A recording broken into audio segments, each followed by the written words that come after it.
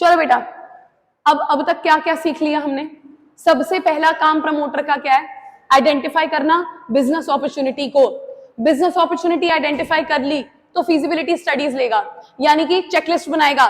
इस काम को करने के लिए जो टेक्नोलॉजी चाहिए क्या वो है। इस काम को करने के लिए जो पैसा चाहिए क्या वो है। इस काम को करने के बाद प्रॉफिट आएगा या नहीं आएगा? आएगा तो ये काम आगे बढ़ाते हैं। फिर नेम अप्रूवल कराने जाएंगे।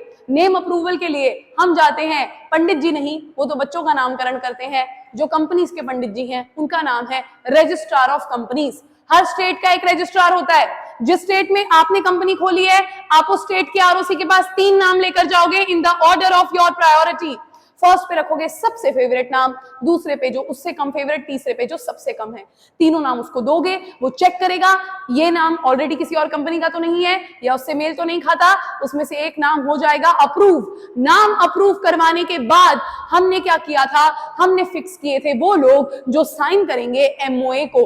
अब ये एमओए क्या है? पंजाबी में होता है मोए, लेकिन फॉर्मेशन ऑफ कंपनीज में होता है एमओए। एमओए है मेमोरेंडम ऑफ एसोसिएशन, जिसका मतलब है कंपनी का मेन डॉक्यूमेंट, कंपनी का वो डॉक्यूमेंट जो कंपनी का रिलेशनशिप डिफाइन करता है विद द आउटसाइडर्स। और उसमें साइन करने वाले लोग क्या बनेंगे?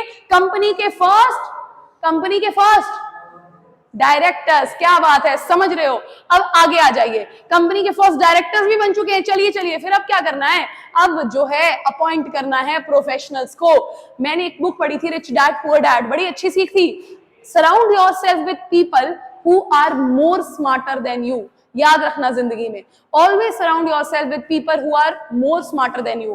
अब रिच डैड पुअर डैड में रॉबर्ट कियोसाकी ने कहा कि अपने सीए को बहुत ज्यादा पैसा दो, क्योंकि उसको ज्यादा पैसा दोगे तो वो तुम्हारी मदद करेगा कि तुम और ज्यादा पैसा कैसे बना सकते हो। ये बात समझ में आ रही है? तो अब पॉइंट यहां पर आते हैं वापस से हमारी एकेडमिक्स पे कि अब हमको क्या करना है? हमको प्रोफेशनल बंदों को लेकर आना है। हमें बैंकर चाहिए, हमें चार्टर्ड अकाउंटेंट चाहिए, हमें ठीक है अंडर राइटर चाहिए। अब ये अंडर राइटर क्या होता है ये तो मैं बाद में समझा दूंगी।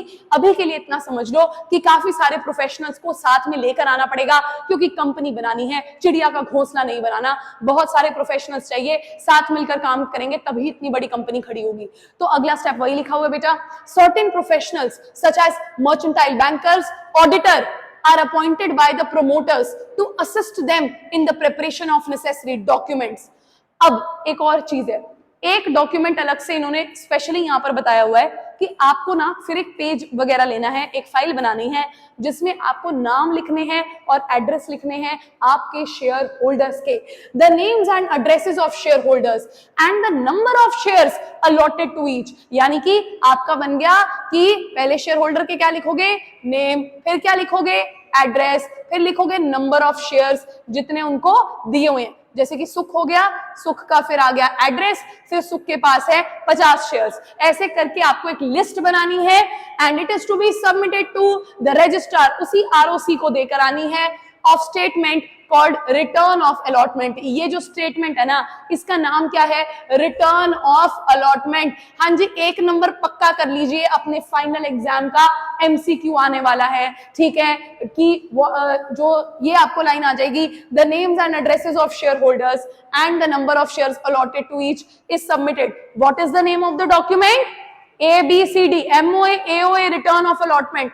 बच्चे टिक करेंगे एमओए, कंपनी का मेन डॉक्यूमेंट है, शेयर होल्डर का नाम तो लिखेंगे। अबे नहीं बे, इसका आंसर है रिटर्न ऑफ अलॉटमेंट। अब तुम लोगों का गलत हो ही नहीं सकता, फुल नंबर आएंगे 100 on 100। दोबारा रिपीट कर देती हूँ। अब उनको क्या करना है? अब उनको अपॉइंट करने हैं प्रोफेशनल। एक बार बिना देखे कुछ नाम याद कर लेते हैं हम। इसमें कीवर्ड हर एक ना हेडिंग के अंदर ना कीवर्ड्स ढूंढने की कोशिश किया करो। इसके अंदर कीवर्ड क्या होगा? Now the promoters will appoint professionals like mercantile banker, auditors, ठीक है, to assist them in the preparation of document. Number 2, the names and addresses and the number of shares allotted to shareholder is prepared and this document is known as return of allotment. It is also to be submitted to the registrar। ये भी registrar को देकर आना है भाई साहब। अब आ गए आखिरी पॉइंट पर। अरे ये सब आ गए हैं, आ गया जी, बैंकर जी आइए जी, ऑडिटर आ गए जी, सीए साहब आ गए जी, सीए साहब भी आ गए, सारे आ गए। तो चाय मंगानी है कि क्या मंगाना है? काम करना है।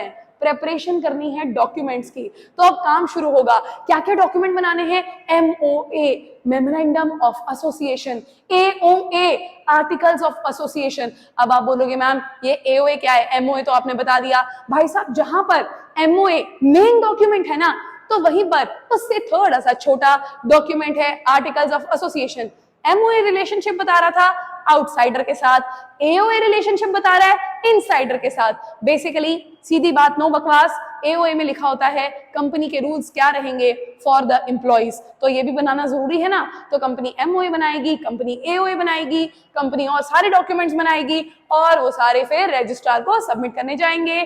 चलिए पढ़ते हैं क्या लिखा हुआ है। Promoter takes up steps to prepare certain legal documents which have to be submitted under the law, कानून के अकॉर्डिंग सबमिट करने हैं to the ROC for getting the company registered. These documents are called MOA, Memorandum of Association, AOA, Articles of Association. And with this we come to an